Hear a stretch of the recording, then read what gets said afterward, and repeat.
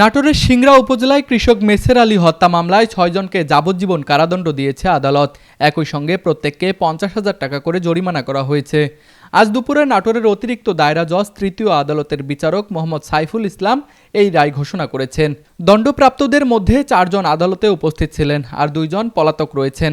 মামলার তথ্য অনুযায়ী জমি সংক্রান্ত বিরোধের জেরে ১৯৯৯ সালের ২৩ ফেব্রুয়ারি মেসের আলীকে হত্যা করা হয়। দীর্ঘ বিচারিক প্রক্রিয়া শেষে ২৭ বছর পর আদালত এই রায় দেন।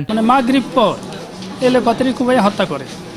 আমি মামলা করি, আমলি ক্ষমতায় ছিল দীর্ঘদিন, এতই অত্যাচার করছে। মামলা করার পর সাক্ষী দিতে পারি না, কোনো কোর্টে যাইতে পারি না, থানায় যাইতে পারি না, থানায় যেও হেস্ত হেস্ত করে এই আমলিকের প্রভাব।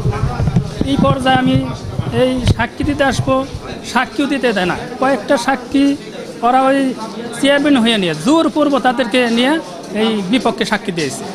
কিছু কিছু লোক আছে ন্যায় বিচারের স্বার্থে অনেকে সাক্ষী সত্য দিছে, চাইছে ন্যায় বিচার পাবো, আশাবাদী ছিলাম, ন্যায় বিচার পাইছি। কিন্তু তারপরেও মন কান্দে আব্বার জন্য এই হলো বিষয়। কষ্ট এটা বলার মতো ভাষা নাই যে রায় পাইছি, রায়ে সন্তুষ্ট, কিন্তু আব্বাকে যা হারিয়েছে আব্বাকে তো ফিরে পাবো না, এটাই বড় কষ্ট আর কি। রংপুর শহরে নিরিবিলি ও মনোরম পরিবেশে অবস্থিত রংপুর গ্রুপের প্রিমিয়াম আবাসন প্রকল্প আনান সিটিতে নগদ মূল্য ও সহজ কিস্তিতে প্লট এবং কন্ডোমিনিয়াম অ্যাপার্টমেন্ট বিক্রয় চলছে।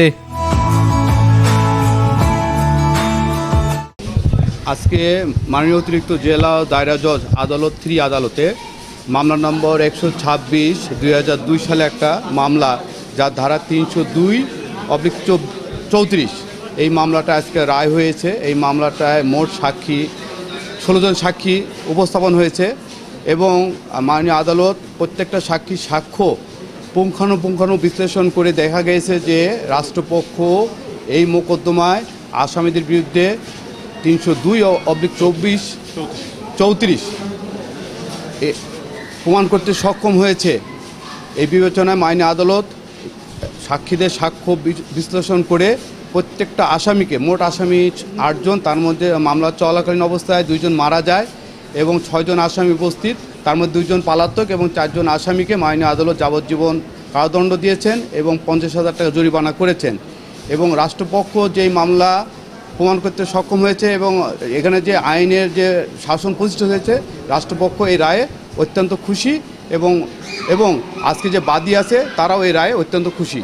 তারা এই রায় খুশি, তারা ন্যায় বিচার পেয়েছে এবং আদালতও এই সাক্ষীদের সাক্ষ্য প্রমাণে যে প্রমাণ হয়েছে যে এই আসামিরা হত্যা করেছে, বাদীর পিতাকে হত্যা করেছে, এই রাষ্ট্রপক্ষ খুশি, এই রায়ে অত্যন্ত খুশি এবং আজকের যে বাদী তারাও এই রায়ে অত্যন্ত খুশি।